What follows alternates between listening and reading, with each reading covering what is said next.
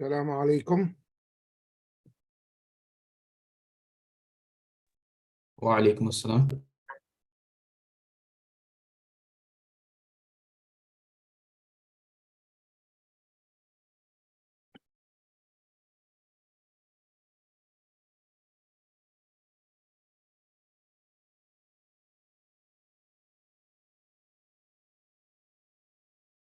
Can you hear me, أخي?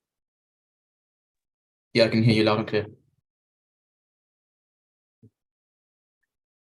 أعوذ بالله من الشيطان الرجيم. بسم الله الرحمن الرحيم. الحمد لله رب العالمين والصلاة والسلام على رسول الكريم وعلى آله وصحبه أجمعين. أما بعد. Assalamu alaikum, Shaykh. I believe today's topic is manners. And I will let you get started with that, inshallah. بسم الله الرحمن الرحيم.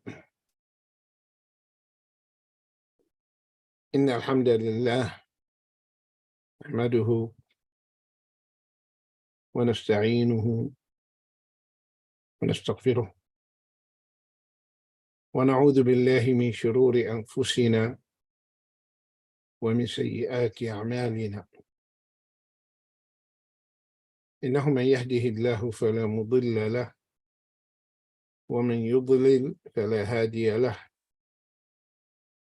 وأشهد أن لا إله إلا الله وحده لا شريك له، وأشهد أن محمدًا عبده ورسوله. أما بعد، فإن أصدق الحديث كتاب الله تعالى، وخير الهدي هدي محمد صلى الله عليه وآله وسلم، وشر الأمور محدثاتها، وكل محدثة بدعة، وكل بدعة ضلالة، وكل ضلالة في النار. أما بعد, my dear brothers and sisters in Islam, today is our weekly class, Fadail al-Islam, Virtues of al-Islam. And we are discussing the methodology of the deviant sects in understanding Allah's deen and understanding the attributes, the names and attributes of Allah subhanahu wa ta'ala. These deviant sects, like the Mu'tazila, like the Ash'ari, etc., they have their own methodology, and we went through many of the characteristics of their methodology, and today we continue, inshallah. One of the characteristics of the methodology of the deviant sects اعتمادهم على التأويل والتعطيل في صفات الله تعالى وسائر العقيدة. What does this mean? They depend totally upon the ta'wil, which actually we are going to know what's the meaning of ta'wil.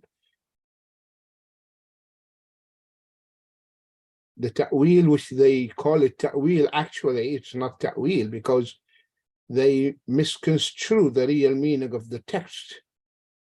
They misconstrue the purport of the text, what the text conveys. That meaning, they just throw it away and replace it with another meaning which the text doesn't support.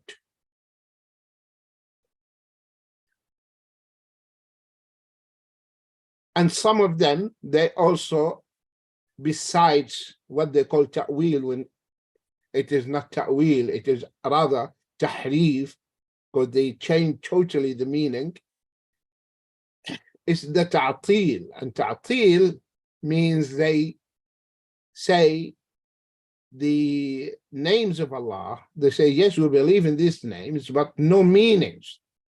So they come to the names of Allah, okay, and say, yes, we believe in the name, but we don't believe in the meaning that this name conveys and indicates. For example, They will say, alimun bila ilm. He is all knower, but he doesn't know. Can you imagine? All knower, he doesn't know. He is the Razzaq, the provider, but he doesn't provide. Because what is the real meaning of ta'til? Ta'til, lexically, literally means to make something empty, void of something. Allah used this in the Quran. وَبِئْرٍ مُعَطَّلَةٍ وَقَصْرٍ مَشِيدٍ. بئر معطلة. What does it mean, بئر معطلة? That means this water, well of water, the water well, is empty. There's no water in it. بئر معطلة. It's dry. This well is dry. There's no water. It is empty of water. It is void. There's no water inside it. So the ta'til is to empty something.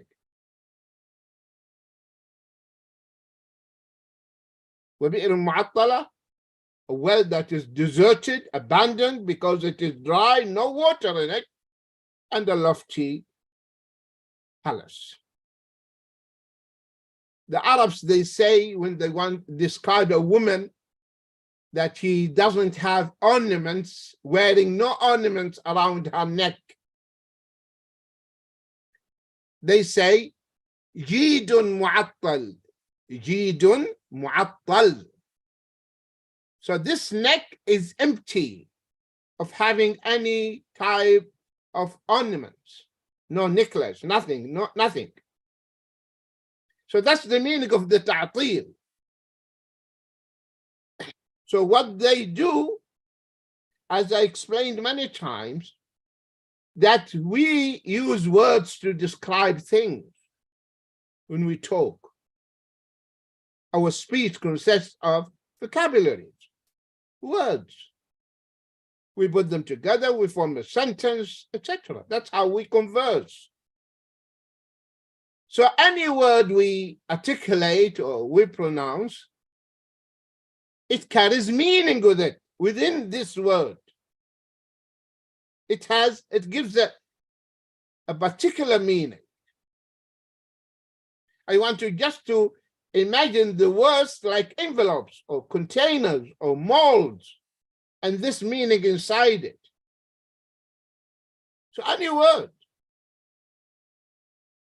Because these words which are formulated, okay, and we have them in our minds, they are related to something tangible. Something exists in the outside world, outside the mind. So when you hear this word, you relate it to something. You link it to an object. So the word, for example, house. This word, these letters H-O-U-S-E, when you hear it, a picture appears in your mind. Something, physical entity, object. Tree. The moment you hear the word tree, T-R-E-E, the picture of that plant appears, because this is related to that object. Now to come and remove the meaning of that word, that the meaning which is embedded in the word just like an envelope, that is ta'til. I remove the meanings. And that's what these deviant sects are doing. Asha'ira, Mu'tazila, Jahmiyyah, etc. They remove the meaning. So they don't approve what the word conveys, the meaning that that word carries. So that is called ta'til. I just explained to you. So they don't believe in what these words carry within themselves, the meaning. So Allah's names, they have no meanings to them.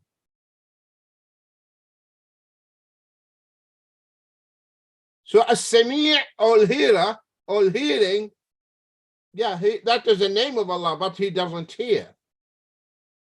Those are the Mu'attila, like the Jahmiyyah. Al-Alim, all knowing, all knower, he doesn't know. So this is one of the main characteristics of these deviant sects. Any person who has sound mind, you say those people are crazy. They are talking nonsense. Yes, they are. Because what they are saying doesn't make any sense. So, اعتمادهم على التأويل, they rely totally in misconstruing the meaning of the text, the purport of the text. And this is, of course, one of the most dangerous technique they are using. And they call it ta'wil. So they come to say, Yadullah fawqa aydihim, Allah's hand above their hands, they say Allah's power. What is the relationship? Allah saying his hand, and you're saying power. Allah could have said power.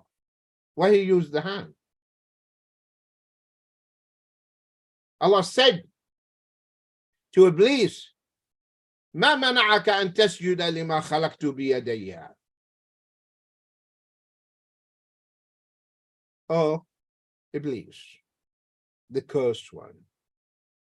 ما منعك أن تسجد. What stopped you from prostrating before Adam, the one whom I created with my both hands, with my both powers, according to your playing with the text? I know by now you should know, when we are talking about the attributes of Allah, they suit his majesty and glory, and no room for imagination and likening his attributes to ours. Yes, train this little gray matter, little mind, and tell him, stop. You know, you are created by Allah. You are a creature. How can you imagine the creator or comprehend the creator or encompass the creator? It's impossible. So only what is common is the name. That's it. The realities are totally different. I explained this in many, many talks before. So when you are reading the attributes of Allah, you say, I believe in whatever Allah said about himself. In the light of the ayah, لَيْسَ كَمِثْلِهِ شَيْءٌ وَهُوَ السَّمِيعُ الْبَصِيرُ. He is all hearing, all seeing.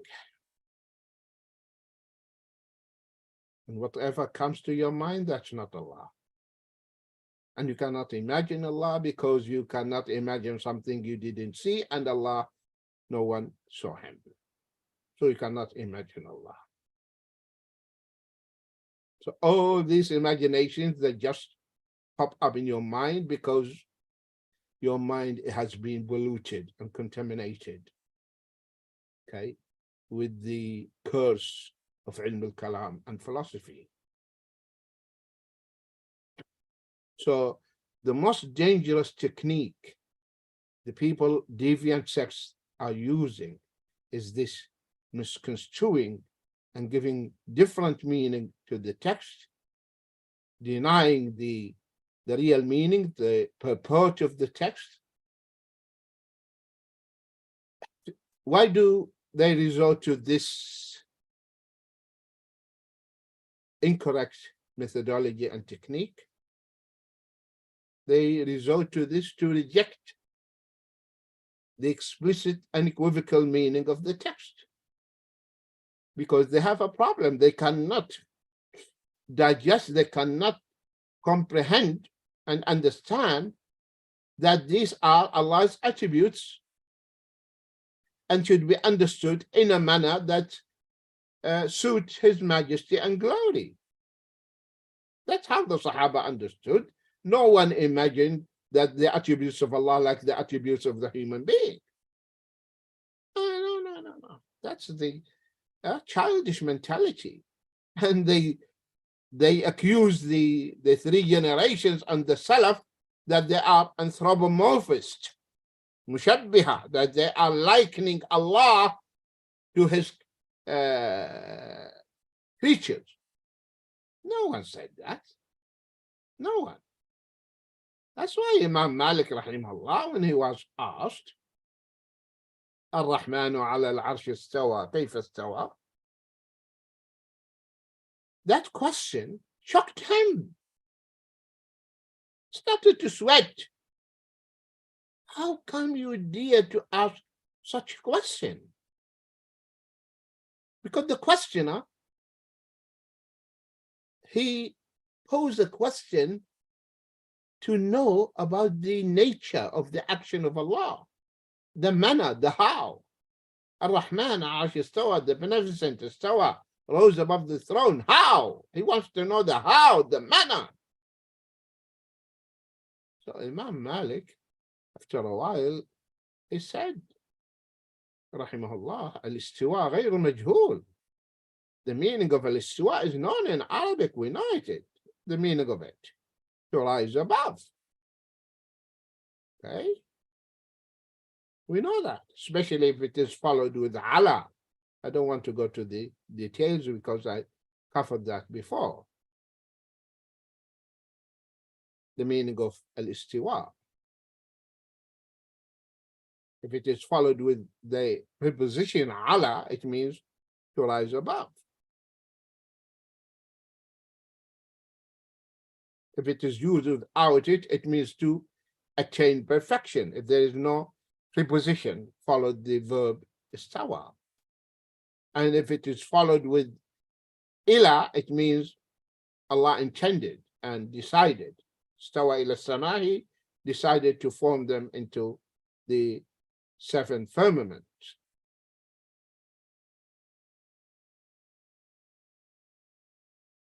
So Imam Malik said to the man, al-istiwa ghayr majhul. The meaning of al-istiwa is known. We know it.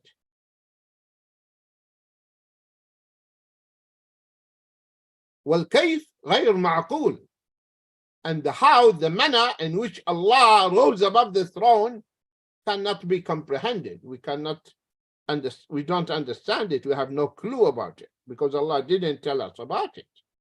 And this is what we are asking about, a divine attribute of Allah, an attribute of action, sifa fi'liya, the istiwa. And Allah, laysa kamithlihi shay. Likewise, all His actions, they are not like His acts not like our acts. His actions not like our actions. So in the same way you say, Allah laysa kamithlihi shay, the same thing you have to say, af'aluhu laysa kamithlihi shay. His actions, His acts are not like ours.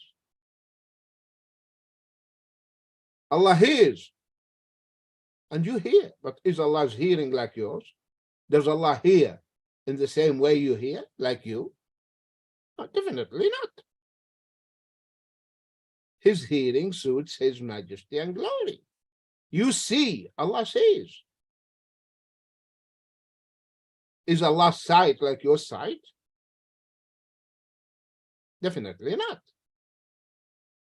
ليس كمثله شيء. You exist, as Imam Shafi'i said, in order to fix those guys, these guys, just ask them one question. يَادِلُوهُمْ بِصِفَةِ الْوُجُودِ. Ask them about the existence of God. Does Allah exist or doesn't He? Because their argument, any attribute that is shared between linguistically in the language, for example, Adam Sami' Basir, Allah made him Allah Sami' Basir. So they say, no. Okay, we don't approve the Sam' and Basar of Allah. Okay. So any attribute, any sifa that is should, then you deny it, you reject it, misconstrue it, and render it metaphorically. Give it any other meaning. So Imam Shafi'i said, okay, then you ask them, does Allah exist or doesn't he? If they say Allah doesn't exist, then they are not Muslims. Chapter is closed. If they say Allah exists, then tell them, I exist. I'm in front of you. And according to your methodology, according to your aqidah, according to your manhaj, you have to deny the existence of Allah, because I exist. And you are saying any attribute that is shared should be denied and should be rejected. So you have to do the same thing. You have to say, no, Allah doesn't exist. Here you're putting him in the corner. If he says, no, Allah's existence definitely not like my existence and yours, I say, Barakallah fiqh. Apply this across the board for all the attributes of Allah. Why you want Allah's attributes to be like yours? All the attributes, they suits him. Glory be to him, exalted be he. Okay, so this is one of their characteristics, the deviant sects. And subhanallah, now they are becoming more active and trying to revive this heritage of heresies. Okay, and all this bid'ah and all these deviant thoughts, they are reviving them. Okay, and they are calling the Muslims to believe in them. My dear brothers and sisters, we have to keep, I hope that you are taking notes, because these are serious matters, issues. You need to know them, understand them. So take notes. Any text has to be understood literally. And we are talking about the religious texts, revelation, kitab, sunnah. It has to be understood literally. Because this is, it goes without saying that when we talk, we have to understand each other's speech literally. Unless and until there are indicators in the sentence, in the speech, from which we can understand that here the speaker talks metaphorically or figuratively. But in the absence of any contextual evidence, qarina, which we call the qarina, and that's what I want you to understand, because we're going to talk about the different types of qarina, the context. Without any indicator, any contextual evidence that gives me an idea or indication that the speaker is talking not literally but figuratively, I have to understand the text literally in the absence of any qarina. If there is qarina, then I understand that the speaker talks metaphorically. So as a rule of thumb, people, when they talk, they understand what they are saying literally. I'm going to meet you today at 7 o'clock. That's what you understand. I'm going to meet you at 7 o'clock. You don't understand at 10 o'clock. You don't understand, oh, he said, he's going to meet me. But you know what? He meant his brother is going to meet me. Then you will not be able to communicate. So I'm going to meet you That means I am going to meet you. I saw a lion. Have you seen a lion? Oh, yes, yes. Oh, many times I saw lions in the zoo, in documentary films. So I know the meaning of lion, that animal, the king of the forest. Okay. So if I tell you I saw a lion today, say, yeah, it's not a big deal. Maybe you passed by the zoo. But then if I say, today I was actually lucky, I met a lion and we had a chat and we had a cup of tea and he was really cute. So I don't know how cute, chat, sipping tea with an animal, the king of the forest? Definitely not. So I know now you are talking about a brave man like the lion. So why? Because there are qara'in, keywords, indicators in the sentence. Sipping tea, cute, chatting. But in the absence of all these indicators, I have to understand that you saw the animal. He saw a lion today. So keep this in mind, my dear brothers and sisters, that any text has to be understood literally. And until there is a qarina and these indicators, contextual evidence, the text tells you, indicates, and lends itself to be understood metaphorically or allegorically. I hope that this is clear to everyone. Now, the people of most of these deviant sects, they use something or you hear them talking about something called majaz, which means metaphors. Okay, metaphoric speech.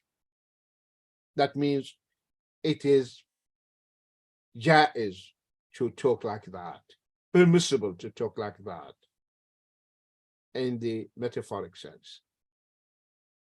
First of all, as we agreed, when Allah subhanahu wa ta'ala taught our father al-asma kullaha, the names of all things, he showed him. So these names are for realities, for things. So any language, any tongue has to, when people talk, they understand things literally, and the words, they are linked with objects in the outside world. Then people, after establishing that, then they have different patterns of speech. So sometimes they talk metaphorically, depending on the situation, or sometimes in poetry, they don't want to be explicit, so the meaning is implied, or likening his sweetheart like the moon, things like that. But in the normal circumstances, normal practice, things should be understood literally. So this is what some of the deviant sects refer to as majaz. It is actually different styles and patterns the Arabs use. Okay, they use in their speech when they talk, and they understand, and Arab understand the meaning. Okay, that the speaker, he meant this. For example, now, that's why, my dear brothers and sisters, I've been begging you for a long time to study Arabic, because without learning Arabic, your knowledge will remain superficial and you will not understand your deen profoundly. You will not understand the Quran, you will not understand the Sunnah of the Prophet sallallahu alaihi wasallam. So take this advice, okay, seriously, and start learning Arabic and try to master it. So Allah subhanahu wa ta'ala says in Surah Yusuf, ayah 82, regarding the brothers of Yusuf alayhi salam, the children of Yaqub, Jacob, when they went to Egypt, and Yusuf alayhi salam took his brother, as you know, and now they went to their father, and they told their father, your child stole the measure of the king. So in this ayah 82, they said to their father, to Yaqub alayhi salam, واسأل القرية التي كنا فيها واسأل القرية التي كنا فيها والعير التي أقبلنا فيها وإنا لصادقون. So they told their father that if you don't believe us, ask. So ask, واسأل القرية. قرية it means village, town, like Makkah, al-Qura, the mother of all towns. واسأل القرية.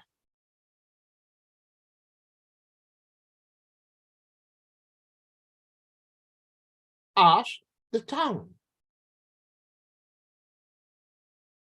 where we were. والعير, and the caravan we traveled with. Caravan, عير, means the camels. وإنا لصادقون, we are certainly telling you the truth. An Arab, he understands this, because definitely they are telling their father not to go and ask the dwellings of the town and the village. Go and ask the dwellings, the houses, these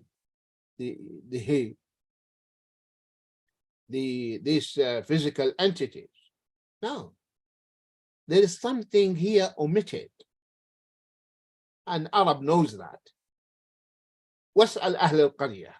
So ask the people of the town we were in. والعير. They didn't mean go and ask the camels. No, ask the people.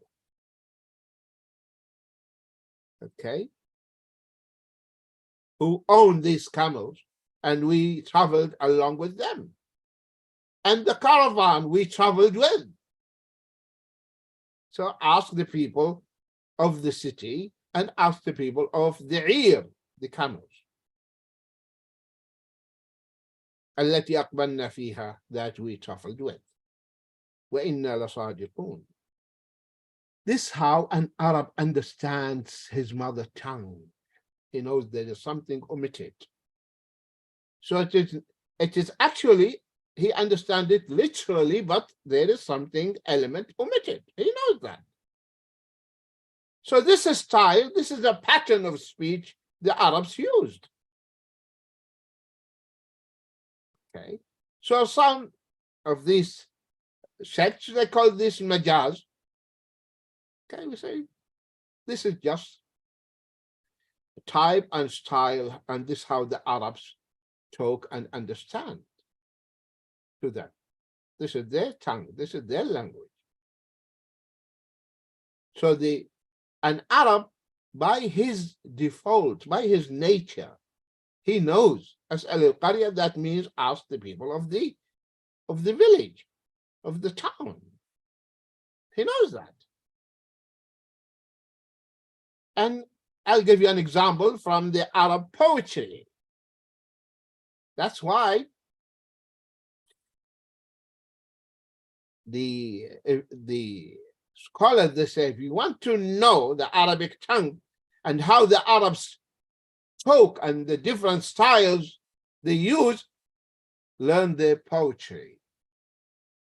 Our mother Aisha, she memorized many poetic verses. The same thing Ibn Abbas, and the famous debate that took place between Ibn Abbas and Nafi' ibn al-Azraq, one of the Khawarij, who used always to argue with Ibn Abbas. Whenever Ibn Abbas said something that the meaning of the ayah is this, he would stop Ibn Abbas and he would ask Ibn Abbas to produce evidence from the sayings of the Arabs that this meaning is known to them. And Ibn Abbas would tell him poetic verse that the Arabs, they use this meaning and it is known to them. Okay. So listen now to this, an example from one of the famous poets of the Arabs before Islam. Shu'ara al-Jahiliyyah, the poets of the days of ignorance. And of course, he was a hero and brave man, knight. He's called Antara ibn Shaddad al-Absi, from the tribe of Abs.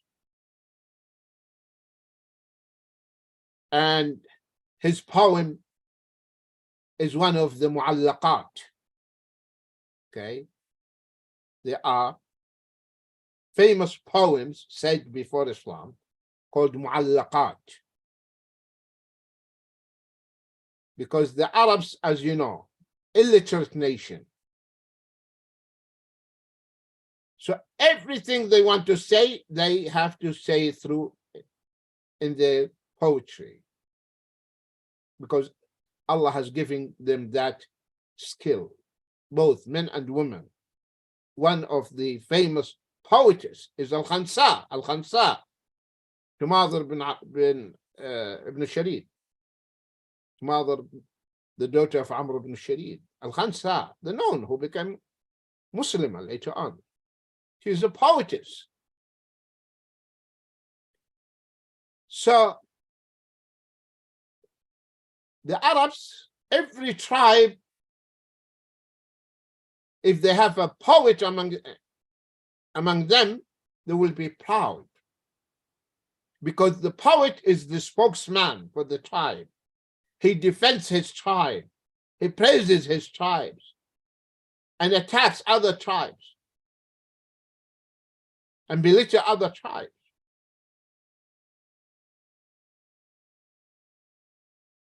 Hassan ibn Thabit, they call him Sha'ir al-Rasul sallallahu alaihi wasallam. He is the poet of the Prophet. He was defending the Prophet sallallahu alaihi wasallam poetically through his poems.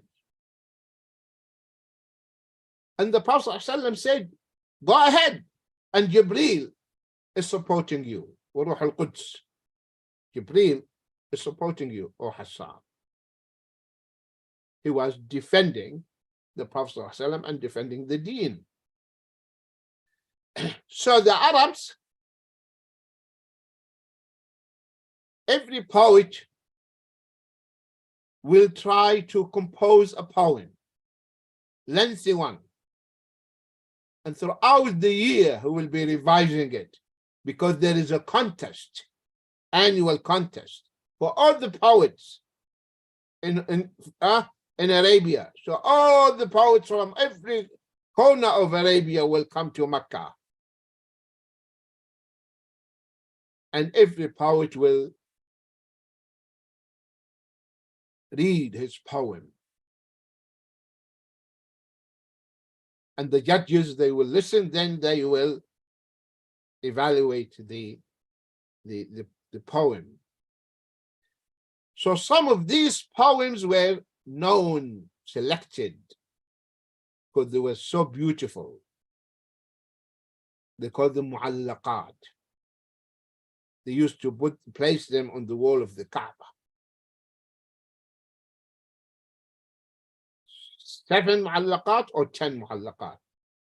Okay, and these 7 poems or 10 poems were explained, and you find them in books you can download on the net. Sharh al-Mu'allaqat. So one of these mu'allaqat is the mu'allaqa of Antar ibn Shaddad, this poet we have here. And listen to what he said. Because this Antar ibn Shaddad, his mother was a slave girl. His mother is, I think, Zabiba. Okay, so was slave girl. So his mother was not free woman. So he was dark, he had dark skin. And the Arabs, they have this sickness. If your mother is slave girl, they look down upon you. But he proved to everyone that he is unique, he's outstanding character, he's brave.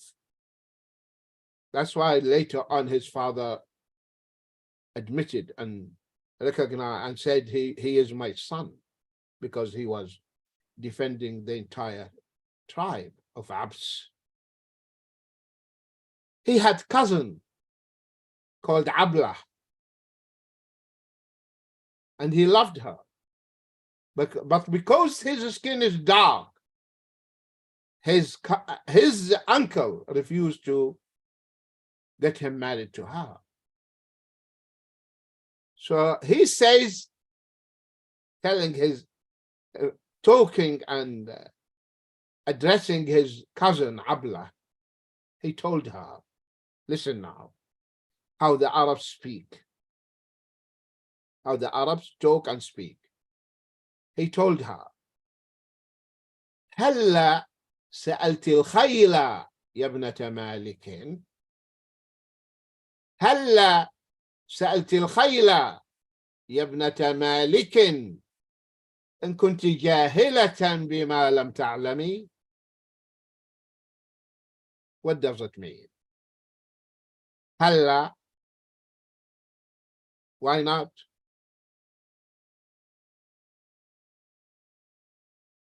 O daughter of Malik, why don't you ask al-khayl? Just واسأل القرية. See how the Arabs talk. هلا سألت الخيل. Oh, daughter of Malik, why don't you ask the horses? Al-khayl. So what did he mean? هلا سألت الخيل. An Arab, he knows. He's saying هلا سألتي فرسان الخيل. Something omitted. The meaning becomes, oh, daughter of Malik, why don't you ask the horsemen, the men who are on the backs of the horses, the knights, about me? You want to know your cousin? You want to know about my bravery? Ask the horsemen, ask the knights, ask the fighters about me. So هلا سألت الخيل means, have you asked the horsemen? Yes, سأل القرية, ask the people of the town. This is how the Arabs talk. Oh, daughter of Malik, why don't you ask the horsemen, knights, about me? إن كنت جاهلة بما لم تعلمي. If you are ignorant of my bravery, you don't know your cousin, so ask the horsemen. They will tell you who Antara is. إن كنت جاهلة بما لم تعلمي. You think I'm a slave? Ask the horsemen. They will tell you about you. Tell you about me, about my bravery, what I do in the battlefield, how I chop the heads of the enemy. They will tell you, just ask. Then he told her. And this poetic verse explains the previous one, what he meant by asking the horses, which means the horsemen. Then he said, يخبرك من شهد الوقيعة أنني أغشى الوغى وأعف عند المغنم. Ask the horsemen, they will tell you. Ask those who witnessed the battlefield, the battle. يخبركم من شهد الوقيعة. وقيعة means the harb, the battle. Those who witnessed the battle would inform you about me. يخبرك من شهد الوقيعة أنني that أغشى الوغى. الوغى is the battle, the fight. ساحة الوغى, the battlefield. أغشى, I overwhelm. That I overwhelm my enemy, I defeat my enemy. أغشى الوغى, that I overwhelm, I defeat my enemy. I attack them. I encompass them. I seize them. I attack them from every corner. أغشى الوغى. Okay, because غشى means to cover. Okay, فالليل إذا يغشاها, and when the night covers and hides. That's why you have the ghisha and the cover, and the Arabs, they say rishwa, which means the veil, because it covers. That I overwhelm, I cover the enemies, I defeat the enemies, my enemy. Then he mentioned one of his noble qualities. أغشى الوغى, noble quality, bravery. Then he mentioned another quality. He said, وأعف عند المغنم. That I overwhelm, I defeat my enemy and refrain from the spoils of war. After defeating my enemy, I don't dismount.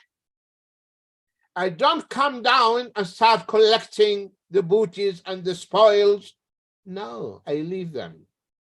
وأعف عند المغنم, and I refrain from the spoils of war. So definitely here, Antara,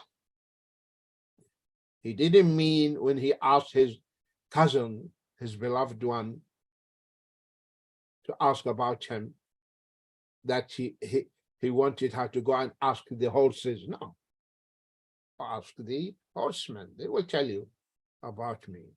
So he rather meant the night. So this is known. This is how the Arabs talk, and this is the nature of their speech.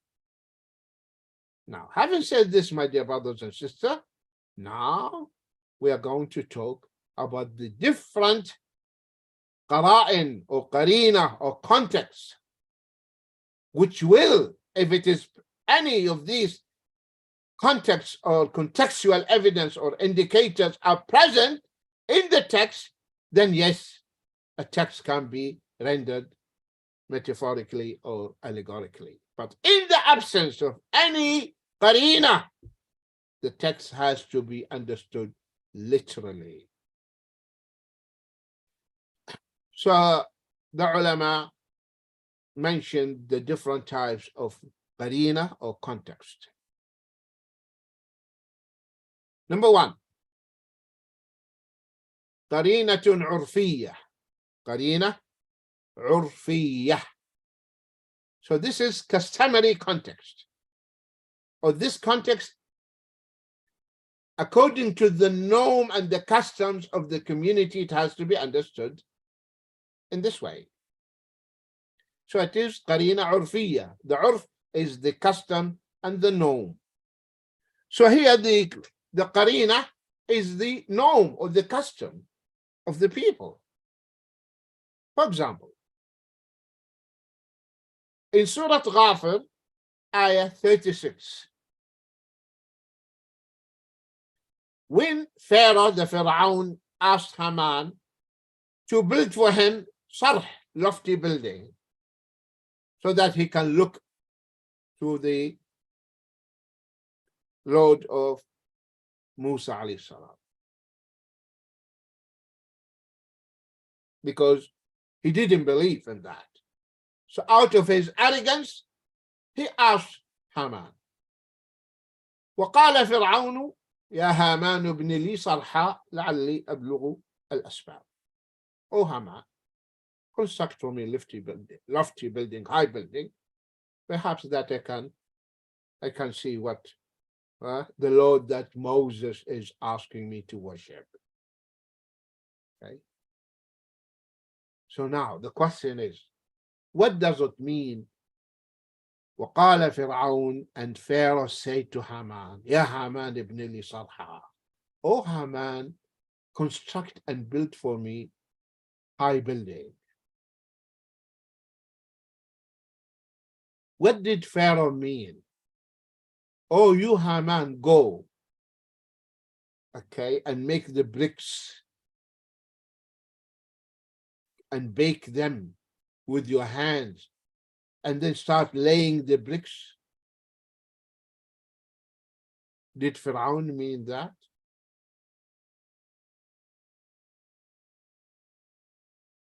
Naturally not. Haman is the minister, and he is not the expert to do that.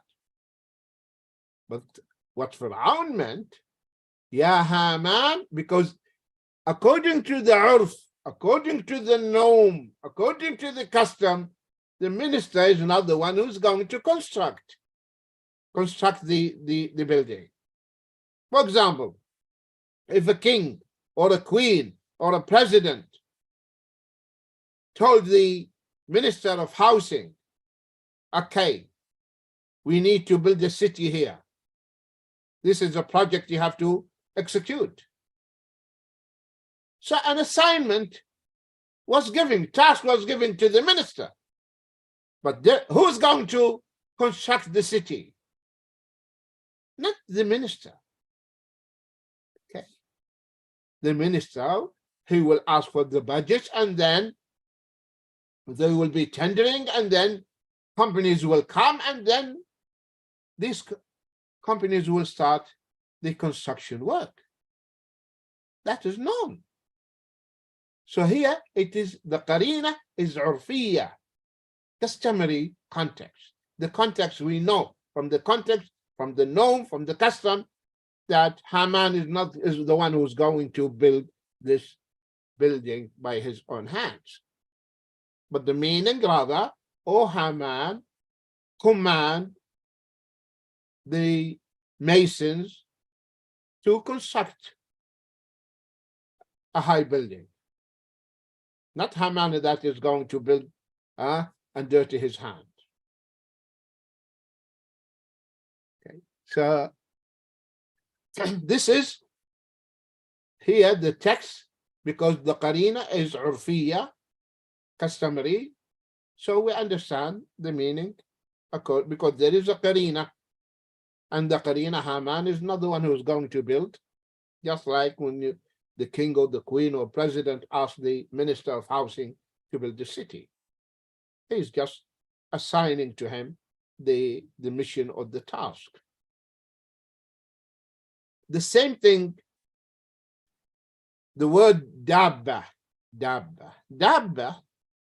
in the Quranic context, it refers to anything that moves. That is the generic meaning of it, dabba. So all living beings, they fall under the meaning of dabba, even including human beings. But be careful, not to use dabba addressing an Arab. You are inviting trouble. You are looking for trouble. Don't say, dabba means anything moves and you move. You say, no, you are the dabba, because this is an insult. Because according to the norm of the Arabs, they don't use dabba for the human being. It is used for the four-footed animals. Four-footed animals. And some tribes among the Arabs, not only the four-footed animals, okay, they refer to the she-donkey. The she-donkey. They call it dabba. So you have to understand the qarina, not to say to an Arab you are dabba. Also, if, for example, so we are talking about this type of qarina, the context or customary context or the context according to the norm or the urf of the people and how they communicate and how they talk. For example, if you tell someone during winter, it's so cold, go and buy for me a heater,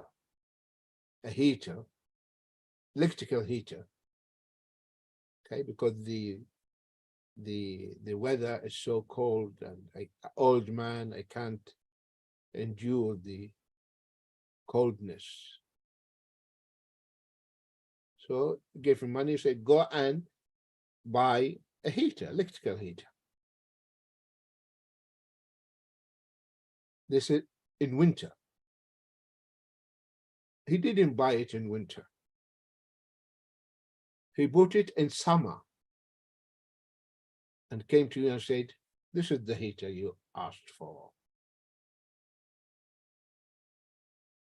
What do you think will be your reaction? He said, thank you very much. Or you will get upset and angry. Because when you ask for the heater, you meant to have it in winter, not in summer.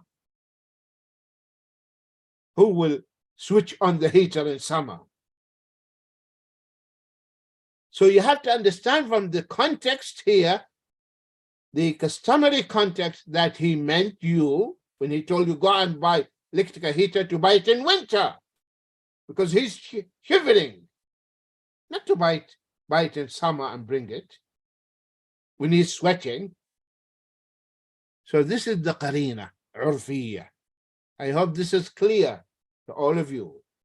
Now we'll move to another type of qarina. Because, and you have to take notes. You have to take notes.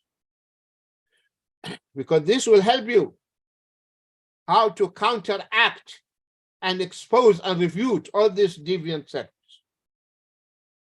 Another type of qarina, which they call qarinatun shar'iyya, qarina shar'iyya, which means this legal context, or the qarina is according to the religious context, has to be understood. What is said here has to be understood within the religious context. That's why we call it qarina shar'iyya. For example, if you tell your son, qum fasalli, get up and pray. Qum and pray, fasalli. So here, get up and pray has to be understood in the religious context. That means you want him to make salah, the prayers. Not the linguistic meaning, which means dua, because salah can also mean dua, means dua. But here, when you say to your son, get up and pray, you mean it. You mean the salah that we know. You started with the takbir and conclude with the taslim. So here, it has to be understood in that context, in the religious context, in the legal context, the Shari'i context. So this we call it qarinatun shar'iyya. The third type of qarina is rational context, or qarinatun aqliyya. Qarinatun aqliyya. Okay, and this is like the one, like what Allah said in Surah Yusuf, واسأل القرية التي كنا فيها والعير التي أقبلنا فيها وإنا لصادقون. Ask the village. So definitely they, or the town, they mean the people of the village or the town, because you don't go and ask the dwellings. So something rational, common sense. Who will go and ask the dwellings, the houses or the houses? So this is rational qarina. واسأل القرية التي كنا فيها والعير التي أقبلنا فيها وإنا لصادقون. So ask the people of the town where we were and the caravan which we came with, along with, وإنا لصادقون, and we are telling you the truth. So this is another type of qarina. Another type of qarina or context. This is the context here has to be understood from what the speaker meant, what the speaker meant. So the speaker said something. So from the context of what he uttered, what he articulated, the meaning becomes clear. For example, they say, if a man tells his wife,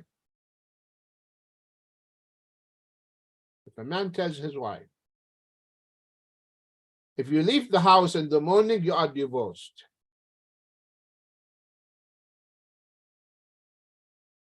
If you leave the house in the morning, you are divorced. In the evening, they solved their own dispute. Now they are happy.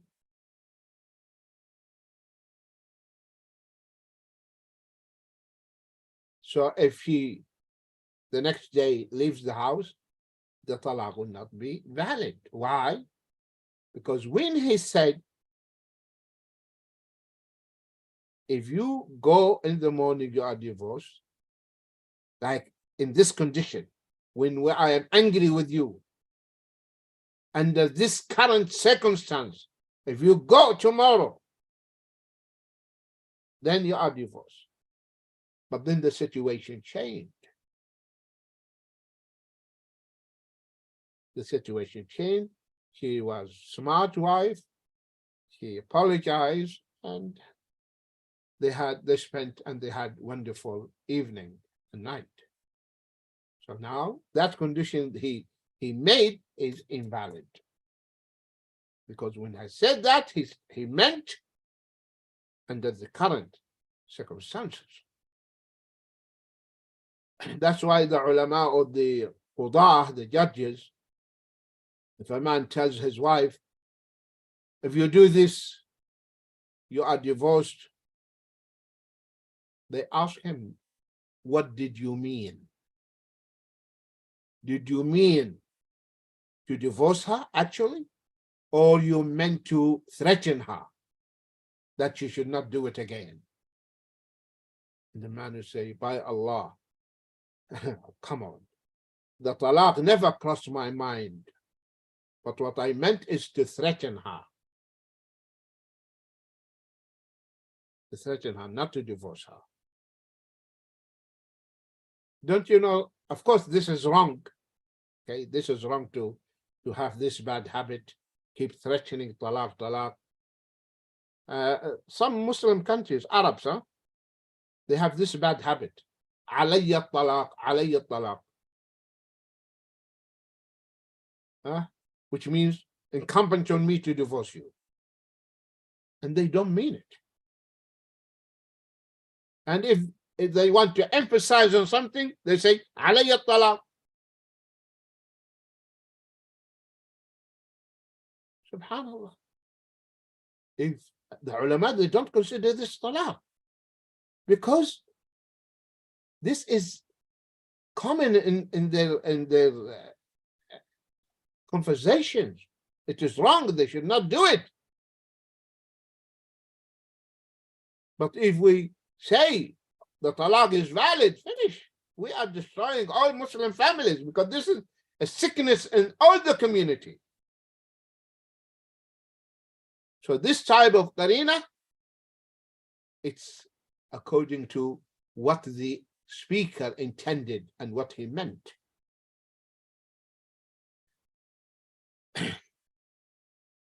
Another type of context, okay, this context has to be understood in the syntax, according to the syntax of the sentence or the structure of the sentence, siyaq al-kalam.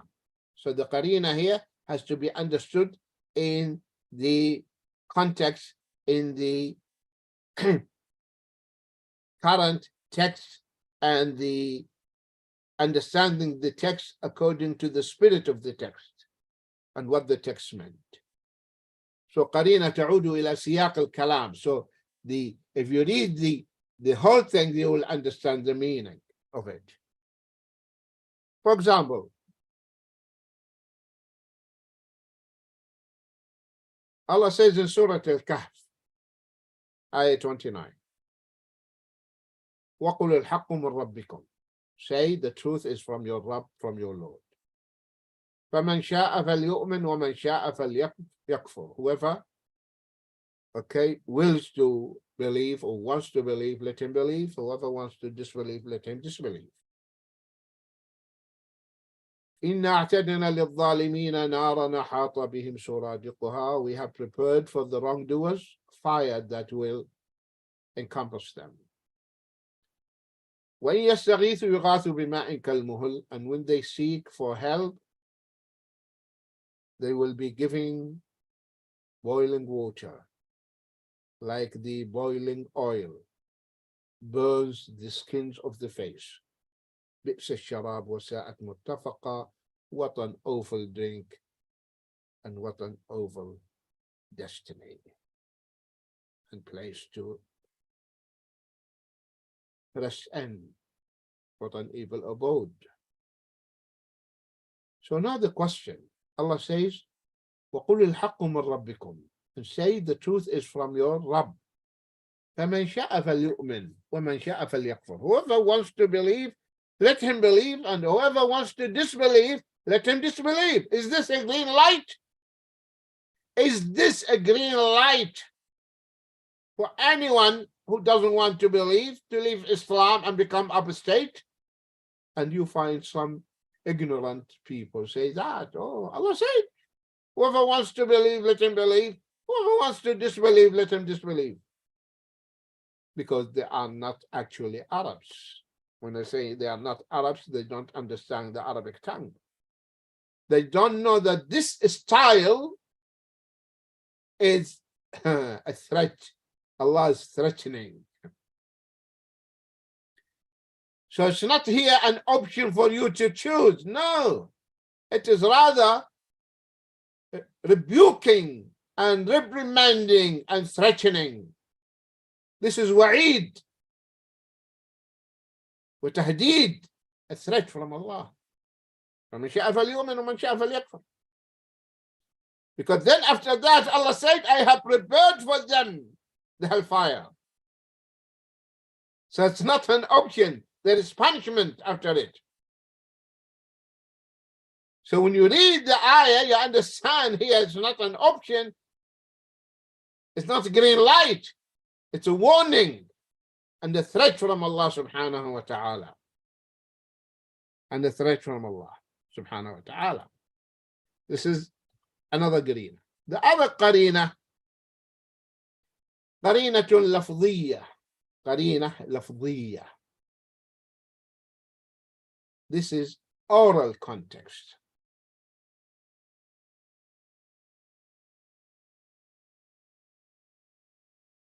Okay. What does it mean? That this word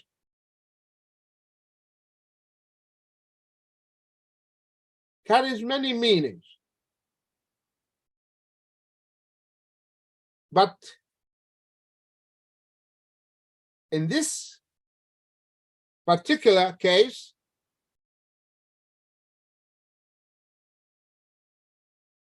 the qarina, though, for example, if a man swore by Allah and he said, I will not eat meat. Okay? He said, I will not eat meat. Then he took fish. Now, is he sinful? He made an oath, I will not eat meat. For example, a guest came to you and you wanted to slaughter an animal as a guest. He said, by Allah, I will not eat meat. Then you cooked fish and you served it and you started eating. Now, is he sinful? Because he took an oath, he made an oath, he swore by Allah. The answer, no. Because fish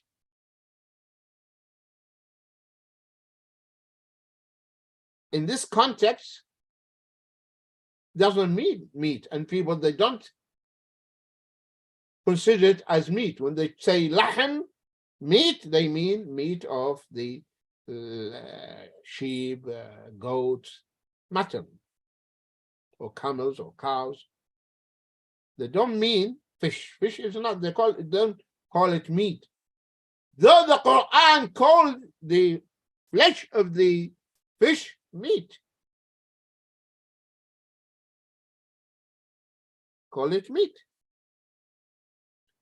وهو الذي سخر البحر لتأكلوا منه لحما طريا. So Allah made the sea for you from which you can eat fresh meat, which is fish. But here when the man said, I'm not going to eat meat, and then he adds fish, because this is the oral context. In this context, when he mentioned the fish, it is known he's not referring to, he meant the other types of meat and not the meat of the fish. So fish here is not meat in this context. So he had meat, so he is not going to be held accountable, because the host knows what he meant by meat and what he meant by samak, the fish. So when he said meat, he meant the mutton, the meat of the goat or sheep or cows or camels. So this is we understand this from what he articulated, the oral context, from his conversation and what he said. Because according to the urf, the norm, samak doesn't fall under lahm, the urf. Linguistically, yes. But according to the urf, no. It means, lahm means the mutton and the beef and the flesh of the camels, but not the fish. So these are different types of context. So if the speech, if the text is free from any context, there's no context of all these contexts we went through today, then the text has to be understood literally and not metaphorically or allegorically. I hope this is clear to all of you, my dear brothers and sisters. May Allah subhanahu wa ta'ala increase our knowledge in the deen, and may Allah subhanahu wa ta'ala save us from going astray, and may Allah subhanahu wa ta'ala keep us remain steadfast on this beautiful deen until we meet Allah subhanahu wa ta'ala and find him pleased with all of us. Ameen. May Allah forgive us our faults and mistakes and ignorance. And may Allah subhanahu wa ta'ala bless us with the beneficial knowledge and righteous deeds, and may Allah subhanahu wa ta'ala guide our ummah to the haqq and guide those who are off the track to come back to the haqq and follow what the Muslims were upon and follow what the 3 generations were upon. Ameen. And may Allah subhanahu wa ta'ala reward all of you, my dear brothers and sisters, immensely for your patience and attendance. Barakallahu feekum. Jazakumullahu khaira. Assalamu alaikum wa rahmatullahi wa barakatuh.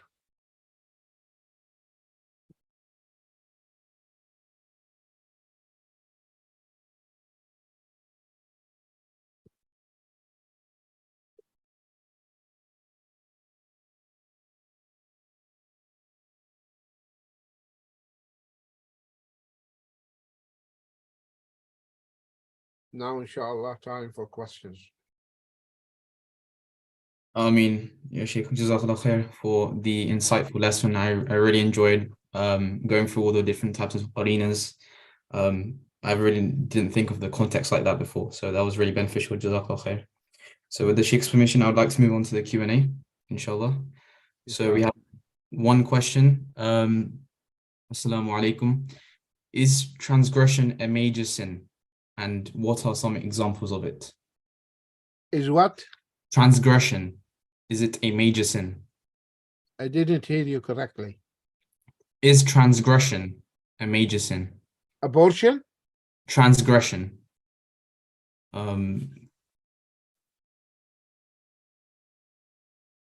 Abortion. Transgression. Don't worry, we'll move on to the next question. I'll ask the questioner for a different word.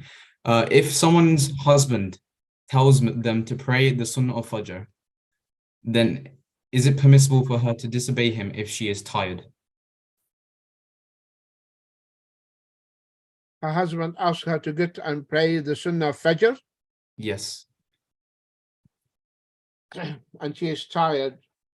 No, she should get up because the Sunnah of Fajr is highly recommended, and the Prophet ﷺ, he would not leave the Sunnah of Fajr whether he is resident or he's traveling. And he said, ركعتا الفجر خير من الدنيا وما فيها. The 2 rak'ahs of Fajr better than the whole world, the whole dunya. So you should not miss the 2 rak'ahs of Fajr. And that's why if you miss them, for example, you got up and the time was enough only to pray the Fajr itself, the Faridah, then you can pray the 2 rak'ahs later on after the Salah. So one should not miss the 2 rak'ahs of Fajr. It's highly recommended. So when your husband is waking you up, he doesn't want you to miss this great reward. I hope this is clear.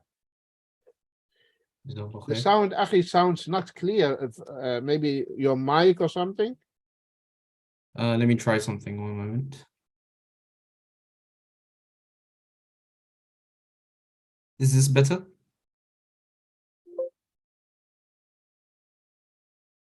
Let us see now. Okay, go ahead. Could you please go through the spelling of the different qarinas, the different contexts of the qarinas?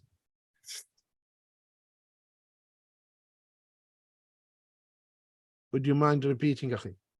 Could you please state the spelling of the different kinds of qarinas? Different types of the qarina. Yes, the context.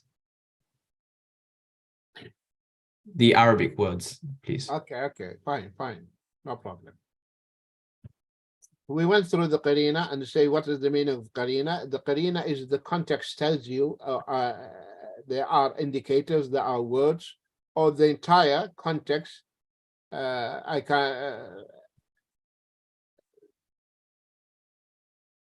Context tells you that the meaning has to be understood in the following way. Okay, so the qara'in are as follow. The ulama mentioned qarinatun urfiyya. So this is qarina urfiyya. This qarina according to the urf, qarinatun urfiyya. This is according to the norm or the custom, qarinatun urfiyya. Like Ya Haman ibn li Sarha. So according to the norm, we know that. Then you have the qarina shar'iyya. So here, the qarina according to the religious context. When you tell your son, get up and pray, so you mean the salah, then qum fasal. So this is qarina shar'iyya. Then we have qarina aqliyya, rational qarina. Okay, so like ask the village, the town, ask the camels. So here, it's rational. The meaning is clear that you ask the people of the town and the owners of the camels. Then another qarina ترجع إلى ذات المتكلم, to what the speaker intended. Like the man who said to his wife, if you go in the morning, you're divorced, but in the evening, relationship was normalized. And they solved their marital dispute and they spent a wonderful evening and night. So that condition he made is invalid, finished. It's not there. قرينة ترجع إلى ذات المتكلم. قرينة تعود إلى سياق الكلام. This قرينة refers to the context, or this قرينة should be understood in the current context, in the and according to the structure of the sentence or the ayah or the hadith. So for example here, from the context we understand when Allah said وَقُلُ الْحَقُّ مِنْ رَبِّكُمْ, say the truth is from your Rabb. Okay, فَمَنْ شَاءَ فَلْيُؤْمِنْ وَمَنْ شَاءَ فَلْيَكْفُرْ. Whoever wants to believe, let him believe. Whoever wants to disbelieve, let him disbelieve. Then, so here, is this a green light? Is this giving permission to disbelieve? No, definitely, because Allah will never allow anyone to disbelieve. Like the same thing, مَنْ شَاءَ فَلْيُؤْمِنْ مَنْ شَاءَ فَلْيَكْفُرْ. Okay, in other places. Because then the continuation, إِنَّا أَعْتَدْنَا لِلظَّالِمِينَ نَارًا. Oh, so here we know this is it's not a permission here, it is a threat. Allah is blaming and rebuking and threatening those who disbelieve, because He prepared for them نَارًا أَحَاطَ بِهِمْ سُرَادِقُهَا. They will be encompassed and the fire will be surrounding them from every direction. For example, if your child is misbehaving and doing something, and you want him to stop, then you tell him, do it again, do it again. What do you mean, do it again? Are you telling him to do it again? No. You are threatening the child. Do it again and see what will happen to you. Do it again and see if you repeat this. So you are telling the child to behave himself. Not you are telling the child, and the child understands that. He doesn't understand that, oh, my dad is giving me green light to do it again. Just do it and you will see. Do it. Okay, so this is the from the context, from the structure, you understand. قرينة تعود إلى سياق الكلام. Then you have قرينة لفظية, like when the man said, I'm not going to eat meat, and he ate fish. حلف أن لا يأكل لحما فأكل سمكا. لحم and samak. Though samak, according to the Quran, linguistically, it is type of meat. But according to the urf, the norm, the people use samak, they don't mean meat. When they use meat, they mean mutton, beef, other types, chicken. That's what they mean by meat. They don't mean samak. When they say fish, they don't call it meat. So He said, by Allah, I'm not going to eat meat. So he ate fish. So he's not sinful. So these are the different types of qara'in or qarina. So if the kalam or the speech of anyone is void and empty of any of these qara'in, then the speech has to be understood literally. That's why the names of Allah, the attributes of Allah, these things they have to be understood literally, because there is no qarina whatsoever. And anyone who tries to render these texts metaphorically, allegorically, he is that playing with the deen, and that is a sign of misguidance and deviation. I hope this is clear to the question. Jazakallah khair. Yes. Next question. Can you please kindly explain the importance of the sutra and its conditions and how to make it? The sutra that you pray, you place in front of you an object like as the height of the back of the saddle, like the few spans, like a pillow or tissue box or anything in front of you, and you're praying, and you don't let anyone to pass between you and the sutra. Even a child, you don't allow a child to pass between you and the sutra. And the Prophet said you should not pray except unless you have a sutra, even if you are in the open. The Prophet ﷺ used to have the anaza, which means like a spear, stick will be inserted, put erected on the earth, and he would face the sutra.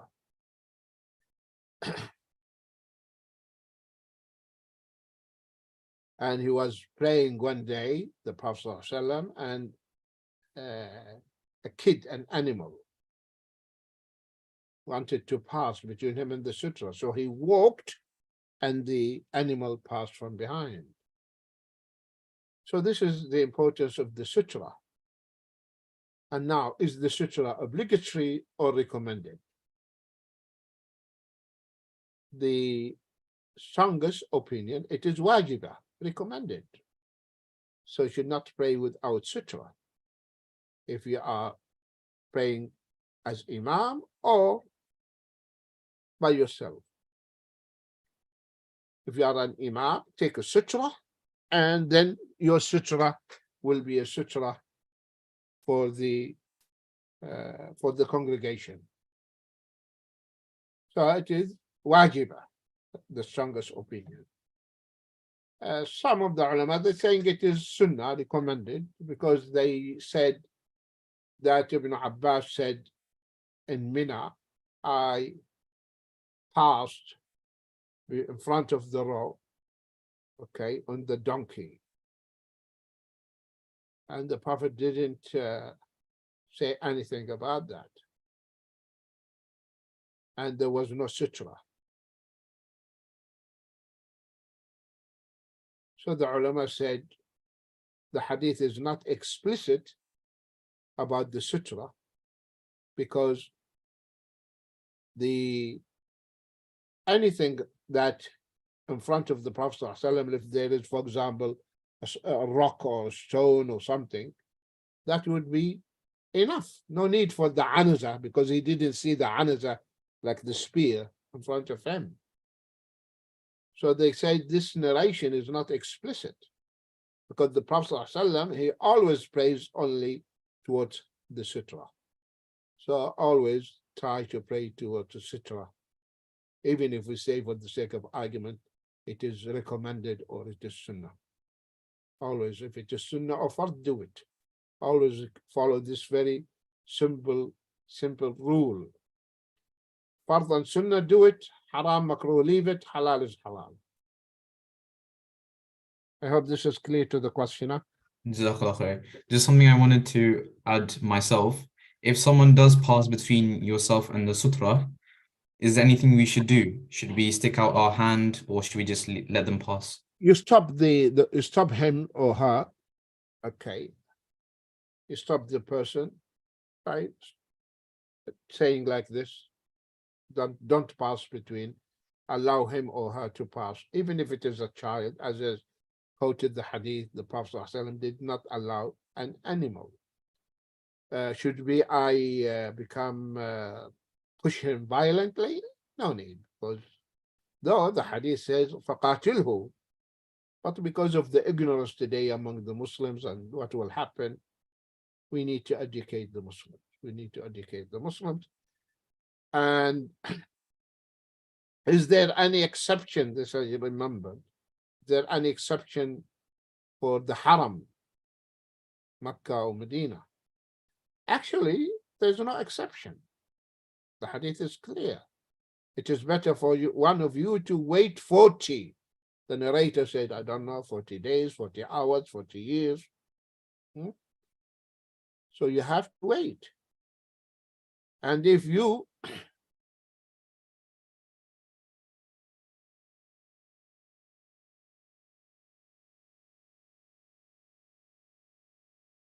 are praying in the haram, try to look for a place, for example, a column, one of the pillars, and get close to it and pray. And in spite all of that, you will find people they will pass. I hope this is clear, Akhi. Yes, Jazakallah khair. One question. If someone is constantly napping, taking short naps, when should they say the bedtime adhkar? If a person, what, Akhi, there is a problem today with the voice. Sorry. If someone is taking small naps, One is praying sunnah. if someone is taking small naps when you sleep, small naps. Okay. And what is the time they should say the evening adhkar? If someone is keep on sleeping 1 hour, 2 hours, on and off, when should they say the bedtime adhkar? I hope this was clear. Yes. If not, we can move on to the next question. No, okay, we'll do one thing. 1 minute. These are written questions, right? Yes. Can you post them to me, please, on the WhatsApp? WhatsApp?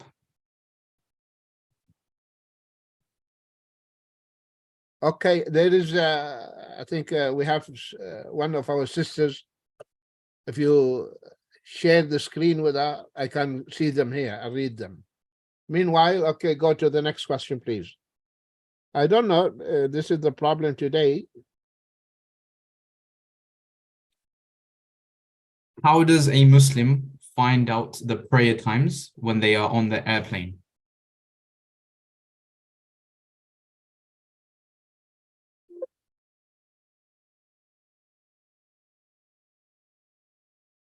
To be honest, I didn't hear. Let me try again. How does a Muslim find out the prayer times if they are on an airplane? Okay. Praying in the airplane, you pray according to the location. Okay, you are now on this, passing by this country, and now it is time for the salah in this country. Okay, so that's what you pray according to the timing of that particular location in which you were at that particular moment when you are praying. Okay, so that's why you will praying many times, because if it depends whether you are flying towards the east or the west. Okay, I think one of the questions I got here. Okay, just bear with me, please.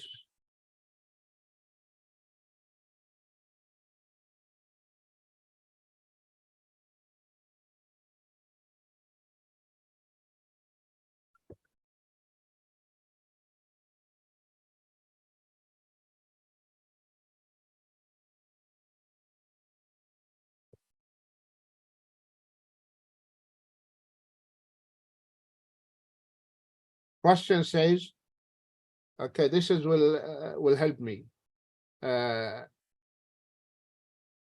Is transgression a major sin? Transgression a major sin? The answer, of course. Transgression is a major sin, and it is dhulm. Dhulm. And Allah subhanahu wa ta'ala says in the Hadith Qudsi, يا عبادي إني حرمت الظلم على نفسي وجعلت بينكم محرما فلا تظالموا. O my servants, I have made the transgression or dhulm, injustice, and udwan, transgression, udwan, okay, prohibited for myself, and I made it prohibited for you. So do not wrong one another. Okay, so to transgress and cross the boundaries, whether to talk about your brother or sister, that is transgression. When you backbite or slander or confiscate his property, or take something belongs to him. Okay, so these are transgression, because in Islam there are limits set by Allah Azza wa Jal. So to cross the limits, so this your Muslim brother has limits. Okay, so you should not trespass these limits. Should not trespass these limits. You have to give your brother in Islam or your sister in Islam their due rights, what they deserve. So you don't talk about them, you defend their honor, you don't wrong them, you don't mistreat them. So there are many, so any form of transgression is prohibited in Islam. It's haram. You should not cross the limits and cause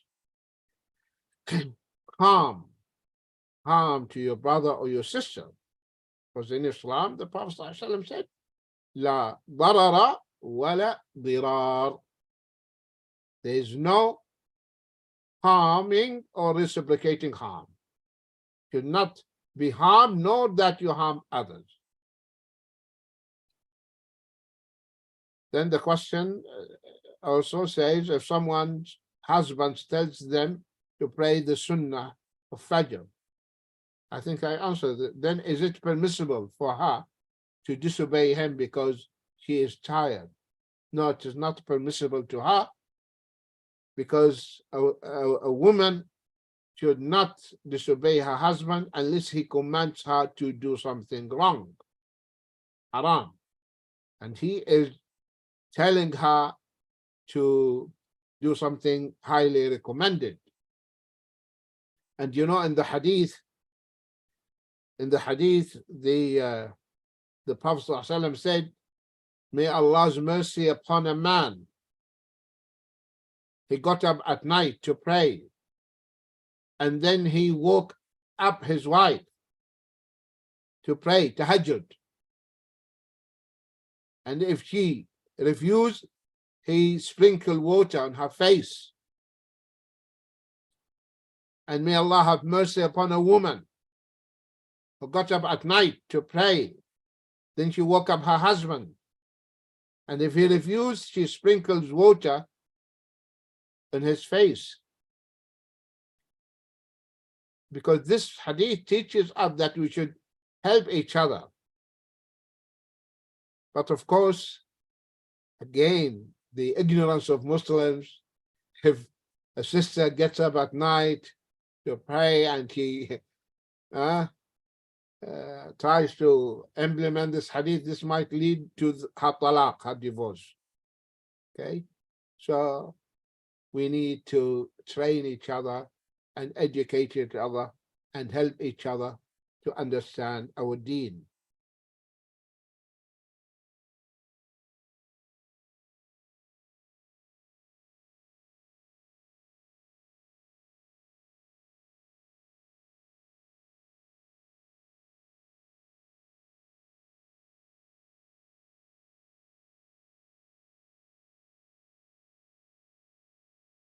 Another question.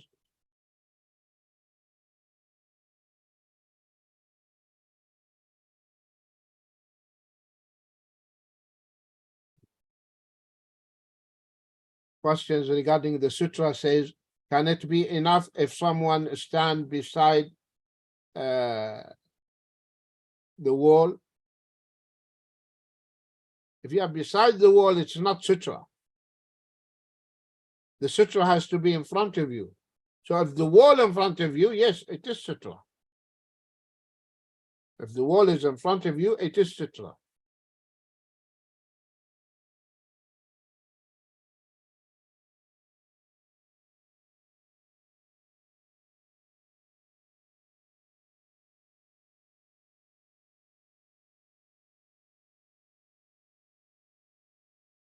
Another question.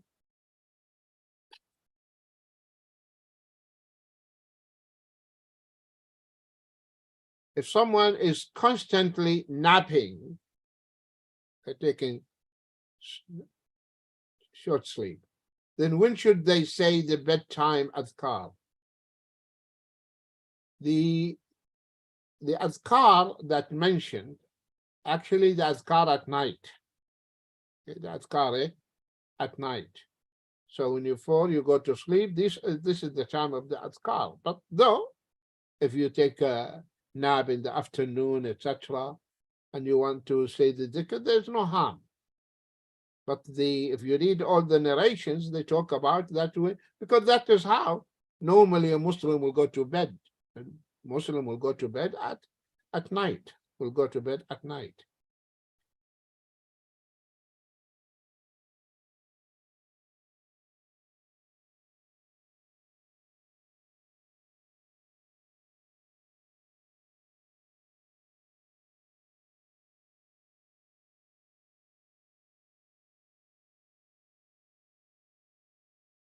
Is it allowed for a child to go on a residential trip, staying overnight with non-Muslim class teachers? I would not recommend that your children, they go with the kuffar. Okay? I would not recommend that. Because you never know on that particular night what will happen, what they are going to see. What you never know. Okay, so as parents, as Muslim parents, we should take all our precautions to protect our children. I hope this is clear to the questioner.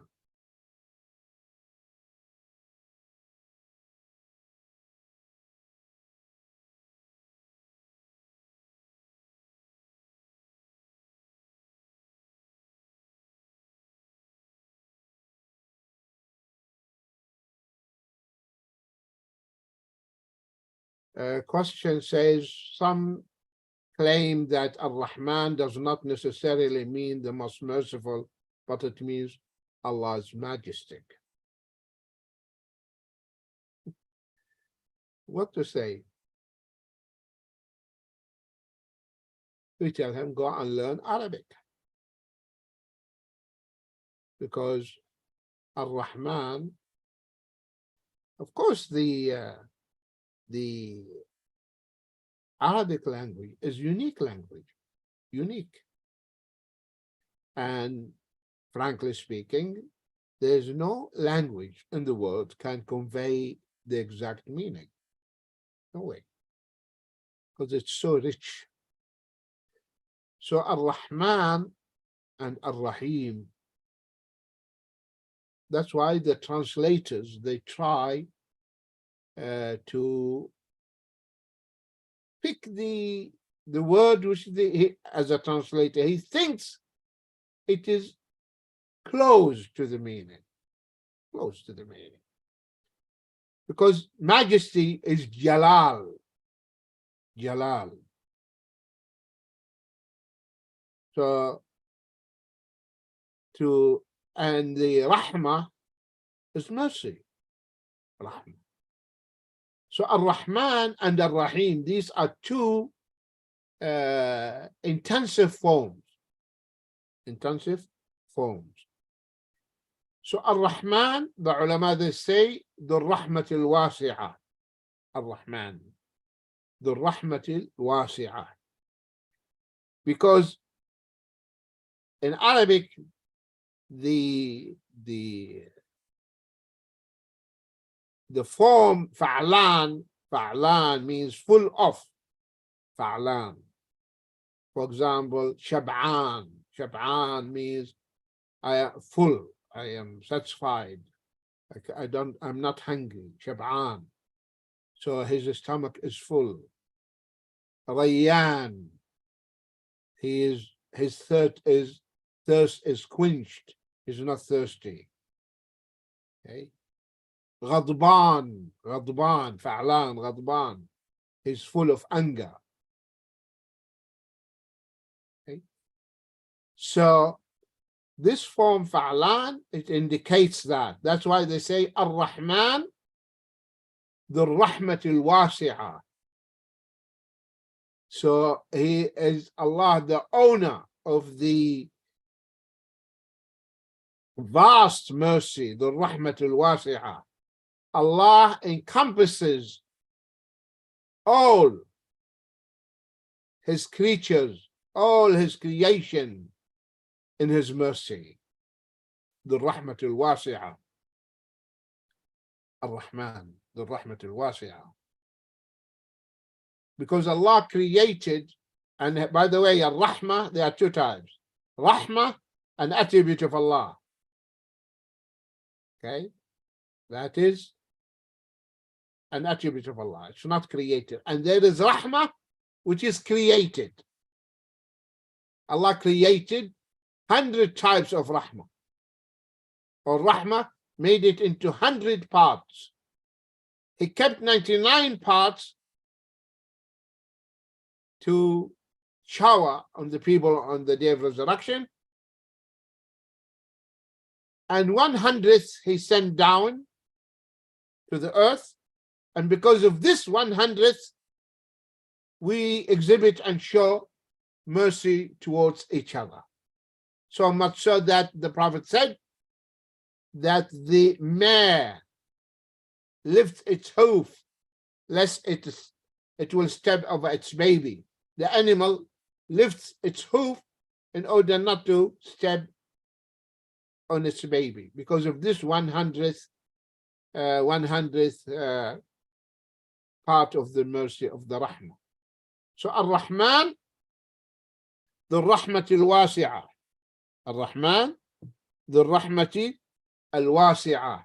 The one whose mercy is so vast and encompasses everyone within his mercy.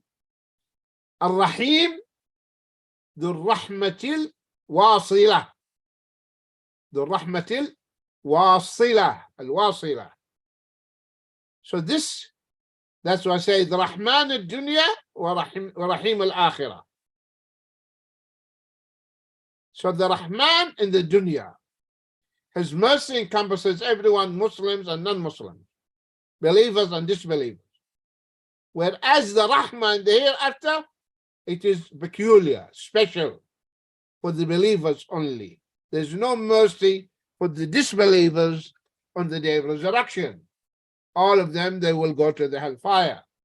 That's why they say, Ar-Rahim, the Rahmatul Wasila, is the one who singled out his servants by this special, particular mercy. It's only for the believers on the day of resurrection. So the Rahim, Allah's mercy for those believers in the Akhirah, the Rahmatul Wasila, his mercy will be delivered only to those who believed in him. Whereas in the dunya, Allah subhanahu wa ta'ala, he exhibits and shows his mercy towards all human beings. So Ar-Rahman, the Rahmatul Wasi'ah, War-Rahim, the Rahmatul Al-Wasilah. Is this clear to all the questions? The questioners?